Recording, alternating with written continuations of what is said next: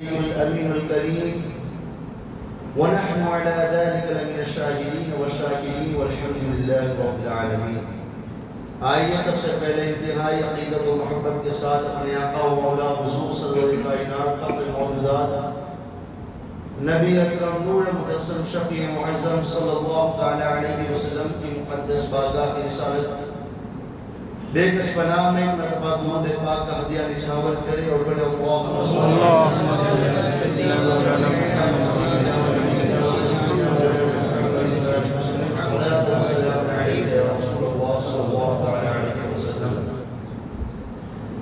عزیزان محترم، یہ دنیا جو ہے یہ دارالاعمال ہے اور اللہ تبارک و تعالیٰ نے بندے کو اتنی مختاری عطا فرمائی ہے کہ وہ چاہے تو نیک اعمال کرے چاہے تو برے اعمال کرے، اس لیے کہ اس کے نیک اور برے اعمال سمجھیے کہ یہ اس کی آخرت پر مرتب ہوتے ہیں۔ اللہ تعالیٰ فرماتا ہے فَمَن شَاءَ فَلْيُؤْمِنْ وَمَن شَاءَ فَلْيَكْفُرْ، جو چاہے وہ کفر کرے جو چاہے وہ ایمان لائے، اعملوا ما شئتم، تم جو چاہو کرو۔ یاد رکھیں کہ انسان کے اچھے اور برے اعمال کا جو مدار ہے وہ اس کے ایمان پر ہوتا ہے۔ اگر انسان سمجھے کہ کافر ہو وہ چاہے کتنے ہی نیک اعمال کیوں نہ کرے لیکن اللہ تبارک و تعالیٰ اسے جہنم ہی میں ڈالے گا۔ اسی طریقے سے اگر مومن ہے، اگر وہ کتنی کی برائیاں کر لے لیکن اگر اس کے دل میں اگر ایمان ہے تو پھر اللہ تبارک و تعالیٰ اسے جہنم میں ضرور ڈالے گا، لیکن اللہ تبارک و تعالیٰ کا اس کو جہنم میں ڈالنا یہ تعظیم عذاب کے لیے نہیں بلکہ تطہیر کے لیے ہے، پاک کرنے کے لیے۔ اور پھر یقیناً ایمان کا تعلق سیدھا اگر جڑتا ہے تو وہ عقائد کے ساتھ جڑتا ہے۔ اللہ تبارک و تعالیٰ نے اپنے بندوں پر سب سے پہلے جو چیز لازم کی ہے وہ عقائد صحیحہ ہے، اور اگر عقائد صحیحہ یعنی اللہ تبارک و تعالیٰ کے متعلق ہمیں کیا عقیدہ رکھنا چاہیے، اللہ تبارک و تعالیٰ کو کن عیوب سے کن نقائص سے ہمیں منزہ سمجھنا چاہیے، حضور علیہ السلام سے متعلق ہمیں کیا عقائد رکھنے چاہیے، اور پھر حضور علیہ السلام کی شان رسالت کے خلاف جو اگر اپنے عقائد باطلہ اگر بندہ رکھے تو پھر سمجھیے کہ وہ بندہ ایمان سے ہی ہاتھ دھو بیٹھتا ہے۔ تو انہی عقائد صحیحہ میں سے ایک عقیدہ حضور علیہ السلام کو حیات ماننا، یہ بھی عقیدہ ہے۔ خطبہ کے بعد میں نے جو حدیث پاک بیان کی ہے، حضور علیہ السلام ارشاد فرماتے ہیں کہ اللہ تبارک و تعالیٰ نے حرام کر دیا ہے زمین پر کہ وہ انبیاء کے جسموں کو کھائے۔ تو یقیناً اللہ کا نبی جو ہے، اللہ کا نبی یہ زندہ ہے، اس کو جسم دیا جاتا ہے۔ اللہ تعالیٰ کلام مقدس میں ارشاد فرماتا ہے شہداء کے بارے میں وَلَا تَقُولُوا لِمَن يُقْتَلُ فِي سَبِيلِ اللَّهِ أَمْوَاتٌ، کہ وہ لوگ جو اللہ کے ارادے سے شہید کر دیے گئے ان کو مردہ نہ کہو، بل احیاء ولکن لا تشعرون، وہ تو زندہ ہے لیکن تمہیں شعور نہیں۔ اور ایک جگہ اللہ تعالیٰ فرماتا ہے بل احیاء عند ربهم یرزقون، بلکہ وہ زندہ ہے، اللہ کے نزدیک وہ رزق دیے جاتے ہیں۔ اب یقیناً یہ محققہ اور سمجھے کہ متفقہ عقیدہ اہل سنت والجماعت ہے کہ تمام انبیاء کرام یہ اپنی اپنی قبروں میں اپنے اجسام مبارکہ کی سلامتی کے ساتھ زندہ ہے۔ یاد رکھیں موت جو ہے وہ سمجھیے کہ انسان کی ہستی کو ختم کرنے کا نام نہیں ہے، بلکہ یہ تو روح اور جسم کے درمیان عارض ہونے والی ایک عارضی چیز ہے، حائل ہونے والی ایک عارضی چیز ہے۔ اور بالخصوص پھر سمجھے کہ اللہ تبارک و تعالیٰ نے انبیاء کرام علیہ الرضوان کی وہ شان اور وہ رفعت رکھی ہے کہ زمین پر جو ہے وہ حرام کر دیا ہے کہ وہ انبیاء کے اجساد کو کھائے، بلکہ دیکھیں کہ اللہ تبارک و تعالیٰ نے اپنے انبیاء کی تو وہ شان رکھی ہے کہ وہ اپنی قبروں میں اللہ کی عبادت بھی کریں گے۔ حضور علیہ السلام شب معراج جب آپ کا گزر حضرت موسیٰ علیہ نبینا علیہ السلام کے پاس سے ہوا تھا تو آپ نے دیکھا کہ حضرت موسیٰ اپنی قبر میں نماز پڑھ رہے ہیں۔ تو آئیے کچھ کلام مقدس سے کچھ شواہد آپ لوگوں کے سامنے پیش کروں جو یقیناً اس عقیدے کے لیے ایک مضبوط ثبوت کی طرح ہے، تاکہ یہ مسئلہ یعنی مسئلہ حیات النبی یہ بالکل واضح ہو جائے، جتنے بھی شکوک و شبہات اگر ہمارے ذہن میں ہے وہ دور ہو جائے۔ اب سوال یہ پیدا ہوتا ہے کہ آخر یہ کیسے ممکن ہے کہ مٹی پر حرام ہو کہ وہ کسی نبی کی جو ہے نبی کے جسم کو کھائے؟ کیا کلام اللہ نہیں پڑھا؟ اللہ تبارک و تعالیٰ نے فرمایا فَلَمَّا قَضَيْنَا عَلَيْهِ الْمَوْتَ مَا دَلَّهُمْ عَلَى مَوْتِهِ إِلَّا أَن تَأْكُلُوا فَلَمَّا قَضَيْنَا عَلَيْهِ الْمَوْتَ مَا دَلَّهُمْ عَلَى مَوْتِهِ۔ حضرت سلیمان علیہ نبینا علیہ السلام کا یہ عبرتناک اور حیرت انگیز معجزہ جو ہے کلام اللہ میں یہ ارشاد فرمایا گیا کہ حضرت سلیمان علیہ السلام کو اللہ تعالیٰ نے وہ شان اور عبرت عطا فرمائی تھی کہ آپ کا تصرف صرف انسانوں پر نہیں تھا بلکہ جنات پر بھی تھا اور ہواؤں پر بھی تھا۔ جنات یہ آپ کے لیے جو تعمیرات کی جو خدمات انجام دے رہے تھے، مشقت بڑے کام اٹھا رہے تھے۔ ایک مرتبہ حضرت سلیمان علیہ نبینا علیہ السلام کے اپنے محراب میں بنیت عبادت الہی یہ کھڑے ہوئے، اپنی عصا پر ٹیک لگائے ہوئے، اور اسی حالت میں ان کی روح یہ عالم بالا کی طرف پرواز کر گئی۔ اب دیکھیں اللہ تبارک و تعالیٰ نے روح کو قبض کر لی، لیکن ان کے جسم کی شان و طراوت کا عالم کیا تھا کہ وہ ایسے ہی موجود ہے، یہاں تک کہ کسی کو بھی آپ کی مثال کا جو ہے وہ علم نہ ہو سکتا، کسی کو بھی آپ کی مثال کا علم نہ ہو سکتا، حتیٰ کہ جو فرشتے یہ آپ کے لیے جو مشقت پر کام انجام دے رہے تھے، آپ کی خدمات انجام دے رہے تھے، وہ بھی خوف کے مارے وہ بھی کام کرتے رہے کہ حضرت سلیمان علیہ نبینا علیہ السلام یہ زندہ تھا۔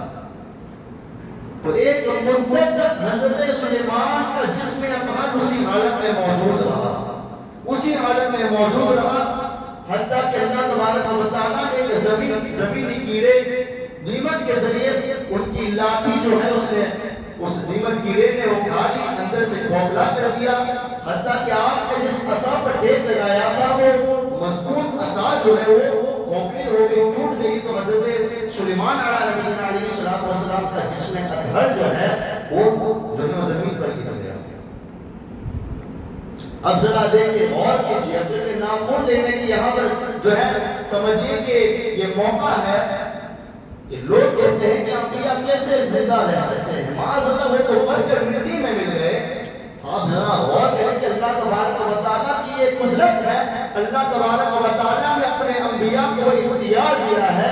ذرا سوچیں کہ حضرت سلیمان علیہ نبینا علیہ السلام کا جسم اطہر کتنی مدت تک اسی طریقے سے ہو کہ اس نے اپنی حالت پر برقرار رہا۔ تو جو رب تبارک و تعالیٰ حضرت سلیمان کو یہ شان اور عبرت عطا فرما سکتا ہے، وہ اپنے محبوب کو وہ شان اور عبرت عطا نہیں فرما سکتا کہ حضور کا جسم اطہر کی اسی حالت میں موجود ہے۔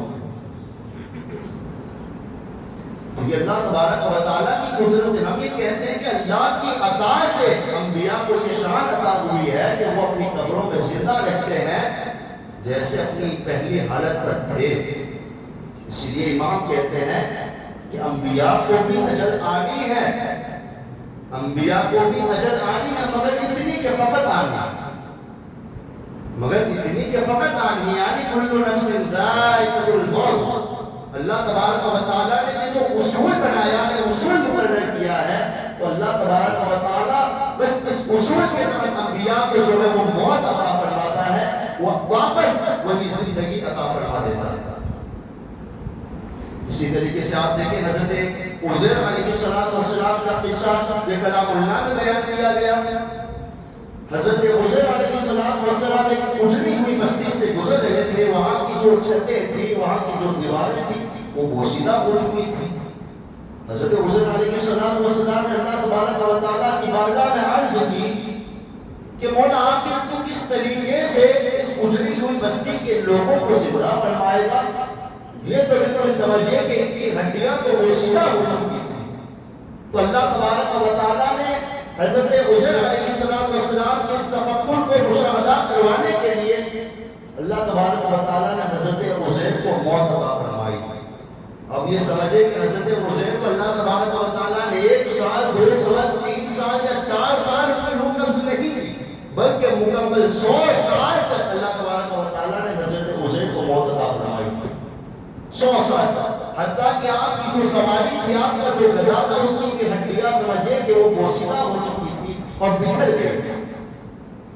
لیکن ذرا دیکھیں کہ اللہ تبارک و تعالیٰ کی یہ شان ہے کہ اللہ تعالیٰ نے حضرت عزیر پر کیا انعام عطا فرمایا کہ آپ کا جو توشہ تھا، آپ کا جو پانی تھا، اتنے سالے میں نہ اس میں جو ہے گندگی پھیلی، نہ اس میں تعفن پیدا ہوا. وہ توشہ اور پانی اسی حالت پر برقرار تھا. پھر اللہ تبارک و تعالیٰ نے فرشتوں کے ذریعے پوچھا کہ بتاؤ عزیر کتنے سال، بلکہ تم کتنا سوئے؟ قال لبثت یوما او بعض یوم، کہ اللہ میں تو بس ایک دن یا ایک دن سے کچھ کم جو ہے وہ آرام میں نے کیا ہے. پھر اللہ تبارک و تعالیٰ نے اپنی قدرت کا اظہار کیا اور پھر وہ گدا جو آپ کی سواری تھی، اس کی ہڈیاں بھی سمجھے کہ بوسیدہ ہو چکی تھی، وہ بکھر گئی تھی اس کی ہڈیاں بھی. اللہ تبارک و تعالیٰ نے اپنی قدرت کا اظہار کیا، ان تمام ہڈیوں پر اللہ تبارک و تعالیٰ نے جمع فرمایا، اس پر گوشت چڑھایا اور اس گدھے کو بھی زندہ کر دیا. ہم یہ کہتے ہیں کہ یقیناً اللہ کی عطا سے، لیکن اللہ تبارک و تعالیٰ کے جو انبیاء ہوتے ہیں وہ زندہ ہوتے ہیں. اللہ تعالیٰ نے یہ سمجھے کہ واضح طور پر ارشاد فرما دیا کہ ان اللہ علی کل شیء قدیر. اگر اللہ تبارک و تعالیٰ کہتا ہے کہ یقیناً اللہ تعالیٰ ہر چیز پر قادر ہے، تو جو رب تبارک و تعالیٰ 100 سال تک جس پانی کو سلامتی کے ساتھ برقرار رکھ سکتا ہے، جس توشے کو سالوں تک برقرار رکھ سکتا ہے اپنی اسی حالت پر، اور جو گدھے کی ہڈیاں جمع کر کے اللہ تبارک و تعالیٰ اس پر گوشت چڑھا کر اس کو زندہ کر سکتا ہے، تو کیا وہ رب تبارک و تعالیٰ اس بات پر قادر نہیں کہ اپنے محبوب کو وہی زندگی عطا فرمائے جو پہلے ان کی زندگی تھی. یقیناً یہ تو دلائل کی روشنی میں بات سمجھیں اس بات کو. اللہ تعالیٰ فرماتا ہے یا ایھا النبی انا ارسلناک شاہدا ومبشرا ونذیرا. ذرا اور کی عقیدے کی بات ہے، چاہے کوئی کتنا ہی بڑا استاد کیوں، اگر آپ ترجمہ پوچھیں گے تو جواب کیا دے گا کہ اے محبوب یا ایھا النبی انا ارسلناک، ہم نے آپ کو بھیجا. کیسا بھیجا؟ حاضر بھیجا. حاضر بھیجا. حاضر کون ہوتا ہے؟ جو زندہ ہوتا ہے. اب وہاں پر کوئی ایسی قید نہیں لگائی کہ محبوب ہم نے آپ کو آپ کے وصال تک جو ہے حاضر رکھا ہے، آپ کے وصال تک آپ کو حاضر رکھا ہے. وہاں ایسی کوئی قید نہیں، بلکہ اللہ نے فرما دیا محبوب ہم نے آپ کو حاضر بنا کر دیا. غور کیجیے گا اس نقطے پر. اور یقیناً یہ صرف سمجھے کہ ہم لوگوں کا یہ کوئی عقیدہ نہیں ہے، یہ کوئی 100-200 سال کی بات نہیں ہے. یہ کہتے ہیں کہ یہ تو میں نے پچھلی مرتبہ بھی عرض کی تھی کہ یہ تو سمجھے کہ امام احمد رضا نے یہ جو ہے عقائد کر دیے ہیں. تو صحابہ کرام علیہم رضوان کا عقیدہ کیا تھا ذرا دیکھیں. حضرت سیدنا ابوبکر صدیق رضی اللہ تعالیٰ عنہ نے حضرت اکرمہ رضی اللہ تعالیٰ عنہ کو مسلمہ کذاب، جس نے نبوت کا دعویٰ کیا تھا جھوٹا، اسی لیے اسے مسلمہ کذاب کہا جاتا ہے، اس نے نبوت کا دعویٰ کیا تو اس کی سرزنشی کے لیے حضرت اکرمہ کو بھیجا اور ان کی مدد کے لیے حضرت شریح کو بھی بھیجا. لیکن یہ مسلمہ کذاب جو تھا اس نے اپنے قبیلے بنو حنیفہ جو اس کا قبیلہ تھا اس سے 1 لاکھ کا لشکر جو ہے اپنے ارد گرد جمع کر لیا. اب حضرت شریح نے اور حضرت اکرمہ نے بڑی سمجھ لیجیے کہ بہادری کے ساتھ ان کا مقابلہ کیا، لیکن انہوں نے آخر میں ہتھیار ڈال دیے، اس لیے کہ سمجھیے کہ 1 لاکھ کا لشکر جلال یہ کوئی کم تعداد نہیں ہوتی. اس کے بعد بھی سیدنا ابوبکر صدیق نے سیف اللہ خالد بن ولید کو سپہ سالار بنا کر کے بھیجا.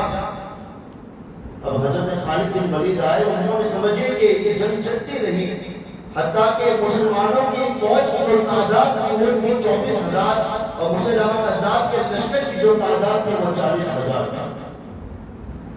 اب پلڑا کبھی ادھر باری ہو جاتا، کبھی ادھر باری ہو جاتا، جنگ چلتی رہی۔ حضرت خالد بن ولید نے ایک فیصلہ کیا کہ جو ان کا قائد ہے مسلمہ کذاب، اگر اسی کو اگر مار دیا جائے تو یہ لوگ پسپا ہو جائیں گے، یہ لوگ بھاگ جائیں گے۔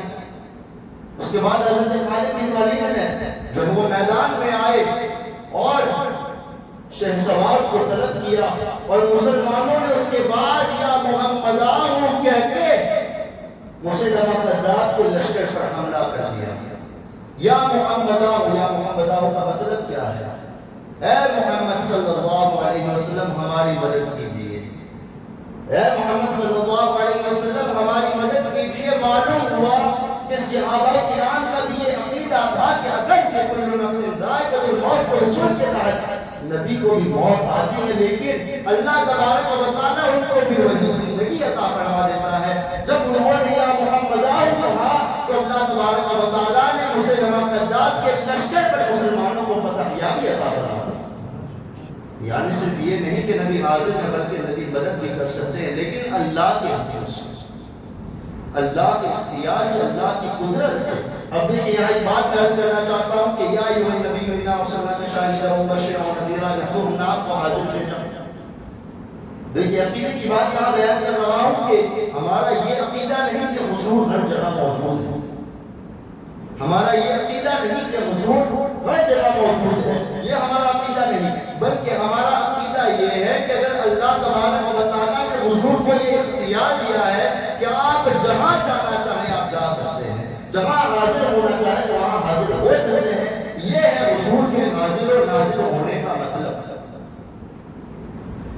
دیکھیں حضور علیہ الصلوۃ والسلام یقیناً یہ سمجھیں کہ کلام اللہ کی آیات سے بھی یہ ثابت کرنے کی کوشش کی کہ یقیناً انبیاء جو ہوتے ہیں ان کے جو اجسام ہوتے ہیں ان کو مٹی یہ نہیں کھاتی ہے۔ اور پھر ذرا دیکھیں، اس سے پہلے مختصر واقعہ تو بیان کیا تھا، لیکن ایک مرتبہ پھر آپ لوگوں کے سامنے بیان کروں کہ یقیناً حضور علیہ الصلوۃ والسلام یہ مدد کے لیے پہنچتے ہیں۔ اب سوال یہ پیدا ہوتا ہے کہ جب حضور مدد کے لیے پہنچتے ہیں تو مسلمانوں میں یہ مظالم جو ہے وہ کیوں ہو رہے ہیں؟ فلسطین میں بچوں کو قتل کیوں کیا جا رہا ہے؟ مسلمانوں کو اس طریقے سے ستایا کیوں جا رہا ہے؟ سوال یہ پیدا ہوتا ہے، اور جو مغالطہ ڈالنے والے لوگ ہوتے ہیں وہ اسی طریقے سے مغالطہ ڈالتے ہیں کہ اگر اللہ کے نبی زندہ ہے تو ان مدد کے لیے کیوں نہیں پہنچتے؟ یاد رکھیں کہ یہ دنیا میں نے جیسے آپ لوگوں کو بتایا کہ دارالاعمال ہے، اگر سمجھے کہ پھر ہر جگہ اللہ کے نبی اگر مدد کے لیے پہنچ جاتے تو پھر اس کے دارالاعمال ہونے کا مطلب کیا ہے؟ یعنی بندہ جب مصیبت میں اللہ تبارک و تعالیٰ کا ذکر کرتا ہے، مصیبت میں جب صبر کرتا ہے تو اس کے بعد پھر جنت اور جہنم یہ جو ہے وہ اس کے اعمال پر مرتب ہوتی ہیں۔ تو لیکن پھر بھی اللہ تبارک و تعالیٰ نے انبیاء کو یہ اختیار دیا ہے کہ وہ مدد کے لیے پہنچتے ہیں جب اللہ تعالیٰ ان کو حکم دے یا جب اللہ تبارک و تعالیٰ ان کو قدرت عطا کرے۔ حضرت سعد بن تفتزانی، امام سعد بن تفتزانی کو ذرا دیکھیں،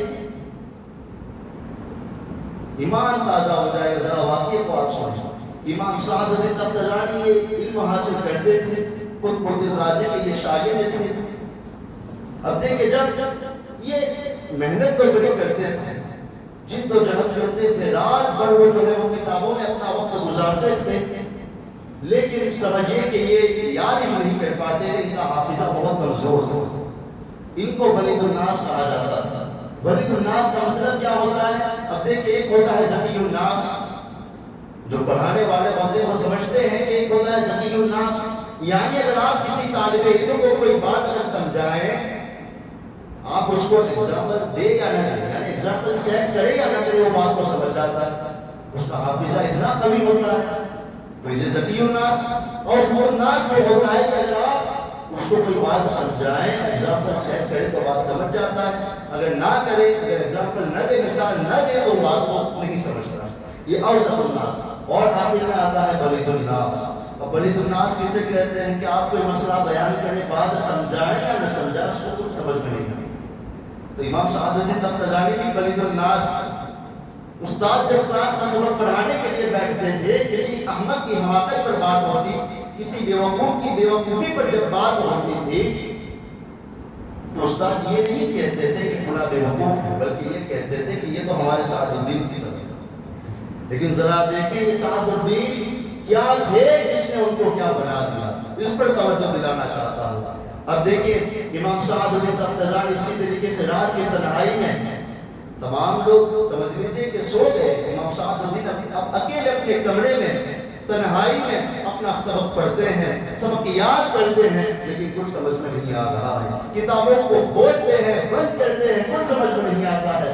آخر میں مایوس ہو کر اللہ تبارک و تعالیٰ کی بارگاہ میں رو رو کر گراتے ہیں، مولا اگر میں احمق ہوں، اگر میں خود ذہین ہوں تو مولا اس میں میری کیا خطا ہے، میری کیا غلطی ہے، تو میری محنت کو جانتا ہے، میں کتنی جد و جہد کے ساتھ، کتنی محنت کے ساتھ سبق یاد کرنے کی کوشش کرتا ہوں۔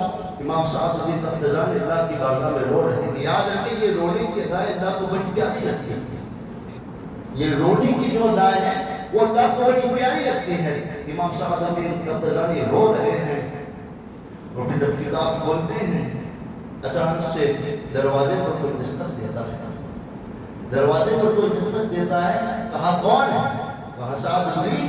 کہا آؤ سعد الدین سیر پر چلتے ہیں، گھومنے چلتے ہیں۔ کہا کہ میں بتانے کی میں سبق پڑھ رہا ہوں، میری زندگی کا مقصد کیا ہے کہ میں عالم دین بنوں، علم دین حاصل کروں، یہ جو ہے سیر کرنا گھومنا یہ میری زندگی کا مقصد نہیں ہے۔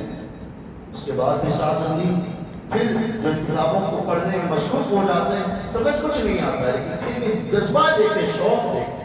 سعد الدین تفتزانی پھر کتابوں میں مصروف ہو جاتے ہیں، اچانک سے پھر کوئی دروازے پر دستک دیتا ہے، کہا کون؟ سعد الدین۔ کہا آؤ سعد الدین سیر پر چلتے ہیں۔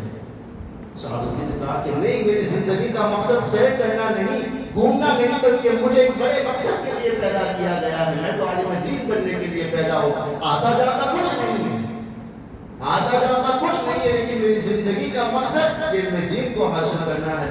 جب تیسری مرتبہ تھوڑی دیر کے بعد جب دستک دی جاتی ہے تو سعد الدین کہتے ہیں کہ میں نے تمہیں بتایا تو ہے کہ میری زندگی کا مقصد سیر کرنا نہیں، گھومنا نہیں۔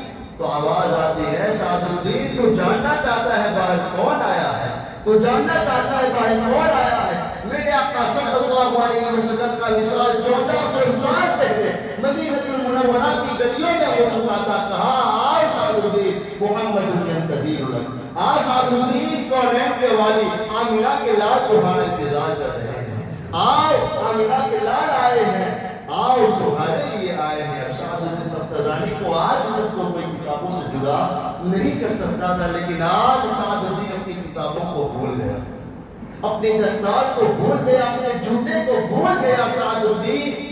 کیوں؟ کونین کے والد صلی اللہ علیہ وسلم یہ تشریف لائے ہیں، وہ آقا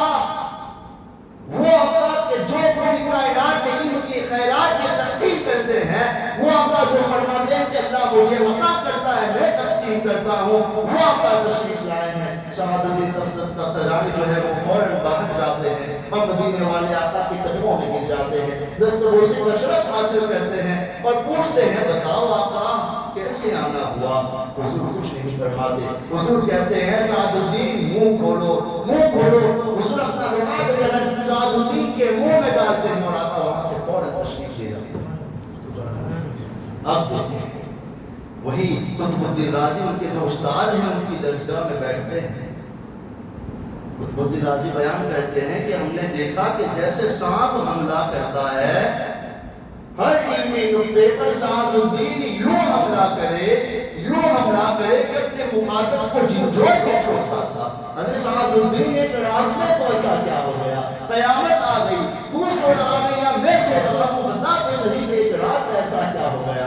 ابھی تک تو خود ذہن تھا، ابھی تک تو تیری حماقت کی جو ہے وہ مثالیں بیان کر رہا تھا، لیکن بتاؤ تو صحیح کہ ایک رات میں ایسا کیا ہو گیا؟ امام صاحب الدین کہتے ہیں کہ راز کی بات ہے، راز کی بات ہے، استاد کو بتاؤں گا لیکن بتاؤں گا تنہائی میں۔ امام قطب الدین رازی کہتے ہیں کہ آؤ ابھی بتاؤ۔ تو تنہائی میں لے جاتے ہیں. تو سعد الدین تفتزانی بیان کرتے ہیں گویا کہ کہہ رہے ہیں کہ ماہ بدن نورانی بدن میٹھی نظریں سب دی خبریں وہ دکھا کے قول وہ سنا کے سنن مولا پھوٹ گیا سب تن من تن. کہا کہ جس کا انتظار ہے مدتوں سے کر رہا تھا وہ مدینے والے آقا مدینے والی سرکار آئی تھی. اب دیکھیں قطب الدین رازی تو پوری زندگی کیا کہتے رہے, احمق کہتے رہے, بیوقوف کہتے رہے, لیکن قطب الدین رازی کہتے ہیں سعد الدین تیری قسمت پر قربان, سعد الدین تیری قسمت پر قربان. آج تیرے نصیب پر جو ہے تیرا نصیب میں مانگ رہا ہوں کہ کاش کہ میں بھی کل ذہن ہوتا, میں بھی احمق ہوتا اور مدینے والے آقا کو مجھ پر بھی ترس آ جاتی, مدینے والے آقا کو مجھ پر بھی پیاس آ جاتی. ذرا دیکھیں اور پھر دیکھیں امام سعد الدین تفتزانی ایسی چوٹیوں کے عالم کہ دنیا میں سمجھ لیجئے کہ ان کا مقابلہ علم کے میدان میں کوئی نہیں کر سکتا ہے. ایسی چوٹی کے عالم, ان کی کتابوں کو پڑھنے کے لیے بڑے بڑے علماء کی بارگاہ میں جانے کا تلفظ طے کرنا پڑتا ہے, تب سمجھ میں آتی ہے. ذرا دیکھیں امام سعد الدین کیا تھے, مدینے والے آقا نے نہیں کیا بنا تھا. ہم یہی عقیدہ رکھتے ہیں اور یہی عقیدہ رکھنا چاہیے کہ اللہ تبارک و تعالیٰ کے محبوب جو ہے بلکہ تمام انبیاء یہ اپنی قبروں میں حیات ہے, بلکہ اللہ تعالیٰ کی قدرت سے کائنات میں تصرف بھی کر سکتے ہیں. یہی ہمارا عقیدہ ہونا چاہیے. اللہ تبارک و تعالیٰ کی بارگاہ میں دعا ہے کہ اللہ تبارک و تعالیٰ ہم تمام کو عقائد صحیحہ عطا فرمائے. اللہ تبارک و تعالیٰ تمام باطل نظریات سے ہماری حفاظت فرمائے. جو سمجھیے کہ جس طریقے سے راہزن ہوتے ہیں, لٹیرے ہوتے ہیں, آج کے پرفتن دور میں دین کے لٹیرے بھی گھوم رہے ہیں. مولا ہم تیری بارگاہ میں عرض کرتے ہیں کہ یہ لٹیرے ہمارے ایمان اور عقیدے کو لوٹنے کی کوشش کر رہے ہیں. مولا ہمارے ایمان اور عقیدے کی حفاظت فرما, ہمارے ایمان اور عقیدے کی حفاظت فرما. اگر ہمارا ایمان اور عقیدہ اگر صحیح ہوا تو یقیناً ہماری آخرت میں نجات ہوگی. اور نبی کریم صلی اللہ علیہ وسلم یہ ہماری شفاعت فرمائے, اس لیے کہ ایمان اور عقیدہ اگر نہیں تو پھر سمجھے کہ انسان کے پاس کچھ بھی نہیں. وما علیہ الا البلاغ. السلام علیکم ورحمۃ اللہ وبرکاتہ.